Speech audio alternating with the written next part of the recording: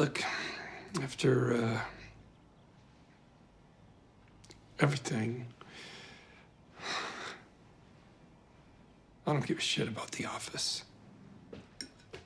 Hey, all I can say is I am gonna fix things.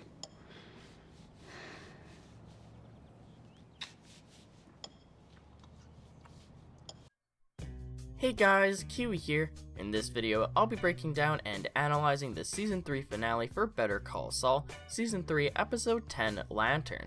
Now, although I've created many discussion videos ever since the finale, I have yet to actually review the episode in its entirety, so I've decided that it's time that I finally get around to it. With that being said, warning of spoilers, and let's jump right into this. So first off, the episode begins with a brief flashback showing the McGill brothers camping out in a tent when they were younger as Chuck reads Jimmy a story. Now, is that the same story that they reference in the Season 3 premiere when Jimmy is helping Chuck take all of that crap off of his walls? In the Season 3 premiere, as Jimmy was holding up a book, he mentioned how their mom used to always read it to him, but Chuck corrected him, saying that he was the one to actually read Jimmy the story all those times, disappointed that Jimmy doesn't remember. Jimmy tries to play it off, but we know that he doesn't actually remember. And also, in this flashback, as Chuck howls as a part of the story, I feel like that's actually where Jimmy got the howling that he used in his cons with Marco during his Slippin' Jimmy days. The camera zooms in on the camping lantern, foreshadowing the end of the episode, and then the title card plays.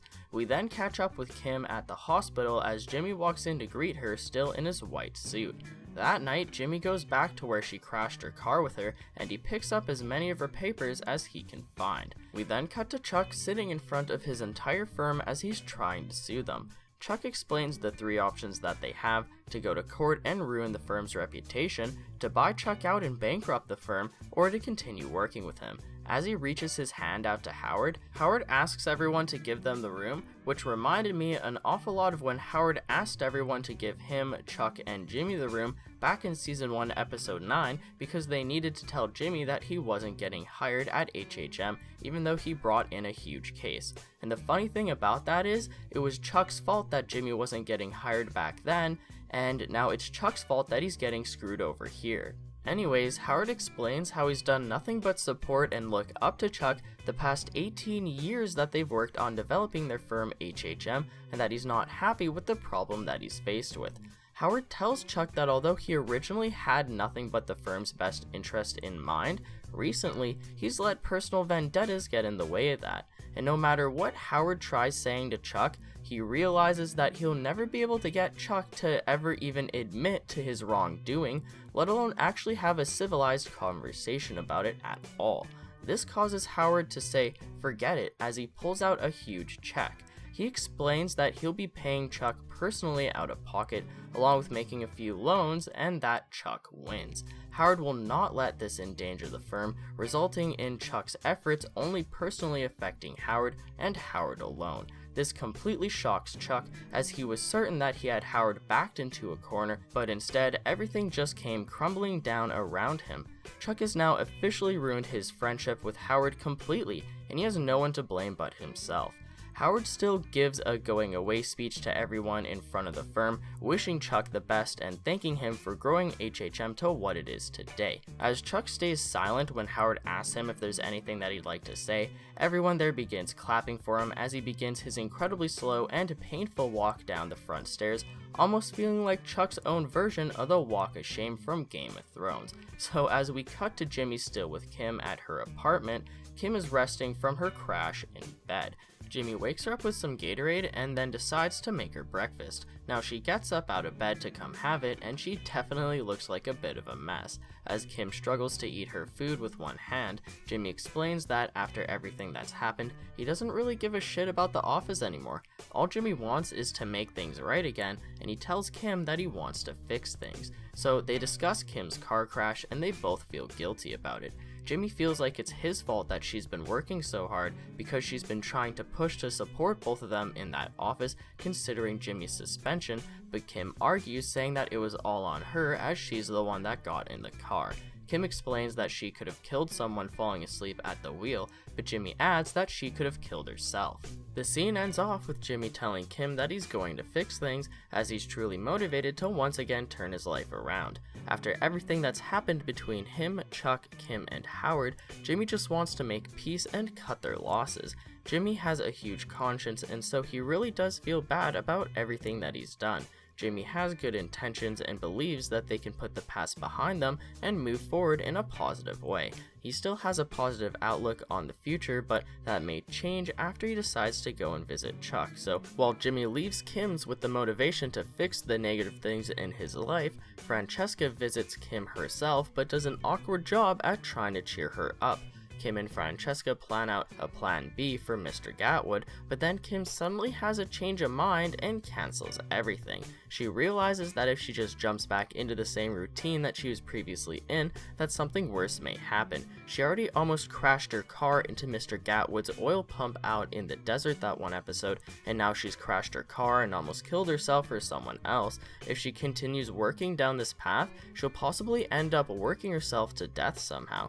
And so in fear of that, Kim and Francesca go to Blockbuster instead, as Francesca calls Mr. Gatwood and cancels for Kim. Now, I never thought that I'd see Kim in a freaking Blockbuster without a care in the world, and that really makes me interested in what Season 4 has in store for Kim, as she's now way more laid back.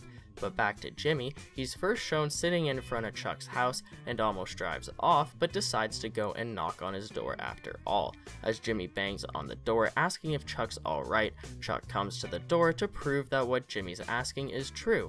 Jimmy still asks to come inside, to which he sees Chuck's house completely lit up again with lighting, electricity, and music. As Jimmy is happily surprised that Chuck is recovered from his condition, he's reasonably shocked as it seems too good to be true. Chuck is trying so hard to push through his condition and prove that he can recover, but he's trying to put on a front that he's better than he really is. And when you think about it, most people who are depressed try and act like they're happy when they're really not, right? So Chuck just mocks Jimmy, saying that he was always going to get better and that Jimmy just didn't believe in him. As Jimmy replies saying that he always did believe in Chuck, he continues to ask how this is all possible. Jimmy has been the most supportive person towards Chuck, even more so than Howard in the first 2 seasons, so it's not like Jimmy never wanted Chuck to get better. Although Jimmy proved Chuck's condition was all in his head during episode 305 Chicanery, he only did it because Chuck forced him to. Just like Chuck's situation with Howard, Jimmy and Howard both didn't want to screw over Chuck or throw him away and call him out for his bullshit, but Chuck's stubbornness and noble ignorance has prevented him from ever truly opening up and discussing their issues. Chuck has always tried to stay very professional as he's just proud of his career, but he's always hid his issues from people no matter who they are. So all Chuck has to say is ask Jimmy what he wants, and Jimmy admits that he has regrets. Even though Jimmy was forced into that courtroom, he still feels bad for what he did, and he still loves Chuck as a brother. Chuck starts breaking down Jimmy as he asks what the point is to having regrets and feeling bad if he'll always be slipping Jimmy. Chuck is so determined that Jimmy will never change, it's gotten to the point that he thinks that Jimmy's conscience should be pointless. The thing is though, Jimmy could change. He tries to speak up and say so, but Chuck obviously doesn't believe him and he doesn't want to hear it. I've done many previous videos discussing Chuck, along with his relationship with Jimmy, and there's just so much to explain and break down that I couldn't possibly hope to summarize it all here. But to make a long story short, the creation and evolution of Saul Goodman actually originates from Chuck's lack of ability to accept Jimmy, actually causing him to eventually evolve into Saul Goodman. When Jimmy first came to Albuquerque, he really did want to change. Jimmy tried for 8 to 10 years to impress his brother, all the way up to the season 2 finale. The last 1 to 2 years of that also consisting of helping Chuck out with his condition, mind you, and yet Chuck still couldn't give him the benefit of the doubt or accept the possibility of Jimmy ever changing. If Jimmy could have just been accepted by Chuck in the first place, none of this would have potentially happened. And as I've said, I have other videos breaking this idea down more in depth, so in fear of repeating myself, let's just circle back to the episode, as this scene really shows that after everything that they've been through, Chuck is still as determined as ever that Jimmy will always be Slippin' Jimmy. It's very ironic how Chuck expressing his fears really turned it into a reality, as Chuck's constant worry of Jimmy continuing to act like Slippin' Jimmy really pushed him away and therefore put him in situations where he wouldn't have otherwise been in. Jimmy wouldn't have resorted to conning people left, right, and center if he could have just been accepted by Chuck and Howard with HHM in the first place. Now, no matter what I say, you can always argue the point of how Jimmy purposely got fired at his amazing job opportunity at Davis & Maine just because he simply wasn't happy with it. It may be true that Jimmy is looking for excuses to con people, maybe in Marco's memory as he still wears his ring, but let me know what you guys think about that down in the comments section below. And as a final blow to everything that's happened, Chuck completely knocks the wind out of Jimmy as he tells him that he's never really meant anything to him. Michael McKean's acting here is just so brilliant as Chuck appears stone cold serious here, even though this is all just an act to hurt Jimmy. I have another video discussion focused around whether or not Chuck really ever cared for Jimmy, so feel free to check that afterwards, but bottom line, Chuck is saying everything he possibly can here to manipulate, hurt, and guilt Jimmy. Chuck seems to be completely satisfied not having Jimmy in his life anymore, as he's convinced that Jimmy will always hurt everyone around him. Although Jimmy has admired Chuck his entire life, especially within the past decade of his life, Chuck has never truly felt the same back towards him. No matter how much Jimmy tried proving himself as well, it obviously didn't mean much to Chuck, as he's just hated Jimmy since they were under 10 years old. Chuck has always been jealous of Jimmy for being more funny and better looking, and that's continued all the way up to Rebecca meeting him as well. There are many other reasons why Chuck would feel this way towards Jimmy, like how he's convinced that Jimmy stole 100% of the missing money from their father's store, causing it to shut down along with leading him to an early grave, but that's an entirely separate debate. Jimmy is so broken from this conversation that he doesn't even say another word to Chuck, and he just walks out silently. Chuck just told him that he destroys everything around him and that he'll never fix the disasters that he's caused. And so, although Jimmy was unable to fix his relationship with Chuck, he's now determined to prove Chuck wrong as he goes to see Irene in order to help her out with her friend's situation. Now, he originally knocks on her door wanting to celebrate on getting the settlement money, but she just seems depressed as her friends still haven't come around yet. Jimmy is confused as he assumed that Irene's friends would like her again once she's accepted the settlement, so he goes and tries to talk to her friends to make things right again. So as he sits at a table in the mall discussing Irene with them, they explain to Jimmy that they just can't trust her as they believe that she'll do or say whatever she can to gain their friendship back. Jimmy pleads with them, saying that if they should blame anyone, it should be him, as he stuck his nose in somewhere where it didn't belong. But they just call him a good friend, saying that it's alright and that Irene doesn't deserve him as a friend.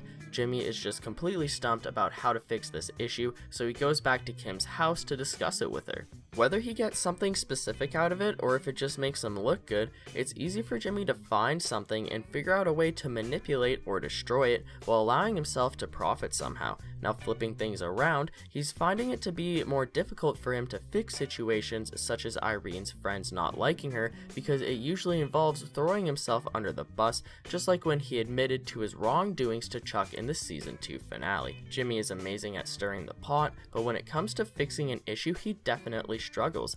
Now, Jimmy has only conned or manipulated people that he figured deserved it, allowing him to justify it to himself, but with Irene and her friends, they were the real first situation where Jimmy honestly hurt people who didn't deserve it. He ruined an innocent old lady's social life, and he wants to make it all better. As Jimmy arrives at Kim's place to visit her, we can see that she's just been binge watching all of her Blockbuster rentals all day long. Jimmy explains that no matter what he does to try and get Irene's friends to like her again, they see right through it and just end up liking Jimmy more instead. Jimmy admits that he doesn't know how to build things and that he's just good at tearing them down, as it looks like Jimmy really took Chuck's words to heart.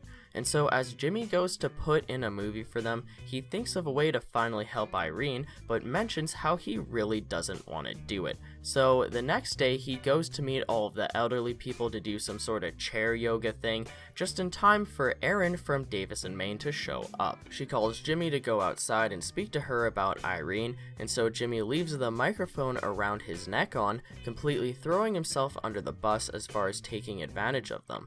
Jimmy did this to make them hate him and not Irene, which is why he told Kim that he didn't want to do it. So as Jimmy goes back inside, Irene and her friends leave together as they all hate Jimmy now. Jimmy goes outside to tell Aaron that it worked like a charm, revealing once again that their conversation was indeed planned to get Irene back on the settlement plan. Jimmy says good job, but Aaron just tells him that she meant every word that she said to him. So next up, Jimmy and Kim pack up their office together as they let Francesca go. Jimmy says that if they get another office in the future that she'll be the first person they call, which is funny because, as you may know, Francesca is actually Saul Goodman's receptionist in Breaking Bad. Her reaction here makes it seem like she's not interested in working with them in the future, but I suppose that she ends up lightening up the idea of working with Saul in the future after all. Speaking of which, Jimmy explains how he'll never be able to practice elder law again, as Irene and her friends are spreading negative impressions of him far and wide. This most likely explains why Jimmy doesn't practice elder law in Breaking Bad, but are we really supposed to believe that no one in town recognizes Saul Goodman as Jimmy McGill a few years down the line? We'll have to wait and see if they ever address this, as the show creators have admitted to the issue during multiple interviews along with on Talking Saul. And as Jimmy and Kim stare at the wall in their office, they take their final things from it and walk out the door. This concludes what we see from Jimmy's side of the episode, so let's go ahead and now discuss Chuck's situation. So after Jimmy leaves, Chuck tries going to bed but starts having issues. He takes his pills in bed and uses the same technique of distracting himself with objects plainly in front of him in order to cope with his condition as his symptoms are getting worse again. Now, as for the cause of Chuck's condition, along with his relapse that occurs in this episode, it's just such a large discussion topic that I've actually already broken down many aspects of it in separate discussion videos since the finale, such as going more in depth with Chuck's notebook. Although Chuck has been trying to completely negate his condition, it's not entirely out of his head, as he has been obviously showing signs of distress whenever he's not around people. He's always acting like he's completely fine, but the second they're not looking, he starts stretching as if he's in pain. It seems as though his social status with the most important people around him immediately affect his condition, such as his interactions with Howard and Jimmy this episode. It's not a coincidence that Chuck's condition started to get worse after that nasty final conversation that he had with Jimmy. So anyways, the name of the episode is Lantern, and people have been predicting almost all season that Chuck might knock a lantern over and burn his house down, dying in a fire. Now this almost seemed too predictable, and it almost turned into a meme of sorts during the airing of Season 3. But with that being said, as the episode went on, this silly prediction actually turned out to be a reality. And now I'm not saying that the decision to take the character this way was stupid. If anything, I actually love how tragic Chuck's fate really is. I just wish that they either named the episode something other than Lantern, or that they just didn't release the episode names from the start of the season. But back to the episode, as Chuck struggles to turn all the electricity in his house completely off, he calls someone to ask for assistance, but they say that they won't be able to get someone over there for multiple days. Chuck, not wanting to wait that long, decides to unscrew every light bulb himself, but electricity still continues to drive him crazy. As Chuck continues to go back to that electricity reader time and time again, it seems as though he is convinced that his condition is real here. Even though he has been proved multiple times that it's in his head, and he's even gone as far as to admit himself that it might be true, it seems as though he's completely relapsing as his symptoms keep getting worse and worse. He calls in to cancel his weekly appointment with Dr. Cruz, which was not a good sign at all. At this point, I really started worrying for him, and by the time that he literally ends up putting holes in his walls everywhere in order to try and stop the electricity, I truly started to understand how horribly Chuck is actually driving himself insane. We get a huge montage of Chuck hammering away at his wall, putting holes in every room. And when you think back to how badly Chuck gave Jimmy a hard time for even messing up the vinyl on his walls back in the first episode of Season 3, you can tell that his self-worth has completely gone down the drain. Chuck has no firm to be proud of anymore, as his own decisions led him to pretty much get kicked out by Howard, as he paid off Chuck out of his own pocket. He's also finalized ruining any chance of redeeming any brotherly relationship with Jimmy, as he lied to his face just to hurt him, telling him that things were fine the way they were and that Chuck never really cared about him. And again, in fear of repeating myself from past videos, we'll move on, but I just really love the way that they've created certain characters in this show. So Chuck eventually ends up smashing the thing that's reading the amount of electricity going through his house, as he is just completely done with life at this point. The episode actually ends with Chuck, as we can see that he's completely torn down the insides of his house, as he's gone completely crazy. Chuck just sits there slouching in his chair as he continuously kicks his damn desk to knock over a lantern, and he looks very sick here. He literally looks as bad, if not worse, than when he got tased and sent to the hospital during the first season when we originally met Dr. Cruz. So anyways, the lantern catches the living room on fire,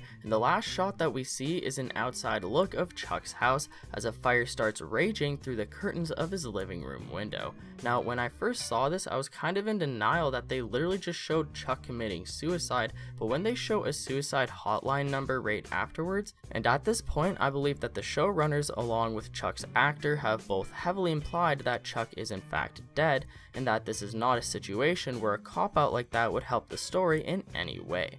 Just as a side note, could have Chuck's suicide been prevented if Jimmy actually just drove away instead of deciding to stay and talk? Chuck's symptoms got worse after his final conversation with Jimmy, implying that it was indeed a major aspect in what caused his symptoms and depression.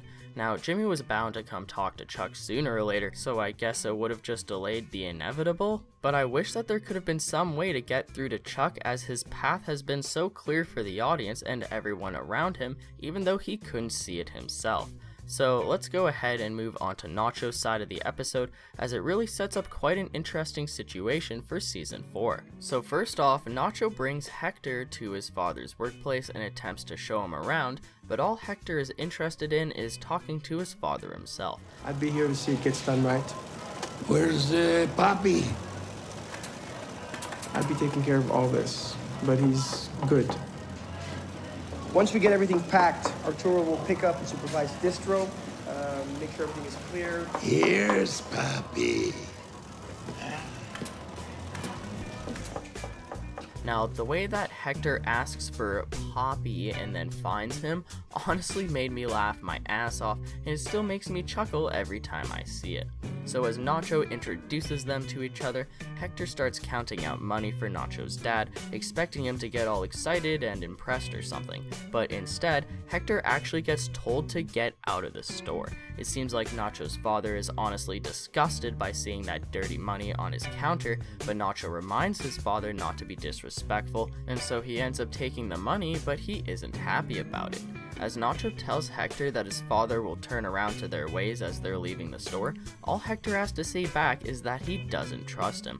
This implies that he'll probably have Nacho's dad whacked because he doesn't want him going to the police and ratting him out.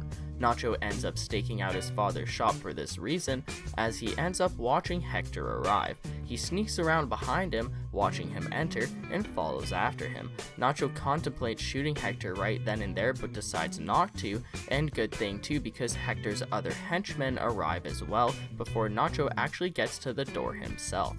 They ask Nacho if he got their text, implying that they told Nacho to meet them all there anyways, but I think Nacho had no idea that they were going to show up, and instead just pretended that he did, as he nods and says yes and plays along.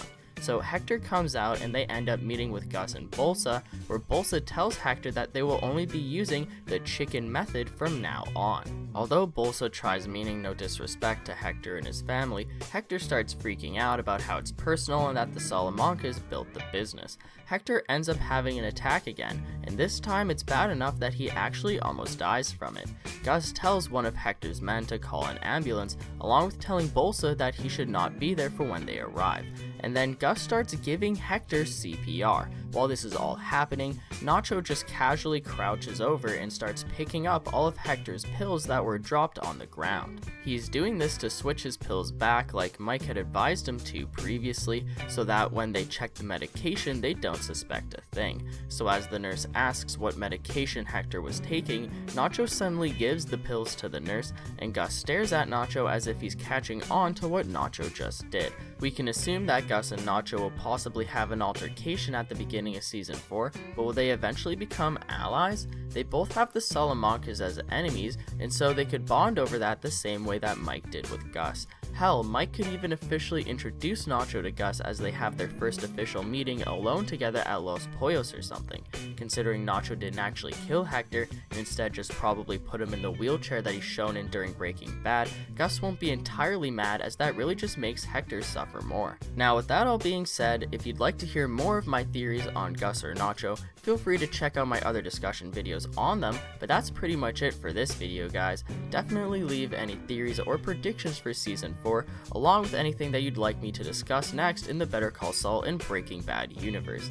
I'd appreciate a like on the video if you've enjoyed anything I've said today, or even subscribe for more content in the near future. As always, I thank you all so much for watching, and until next time, I'll talk to you guys later. Peace out.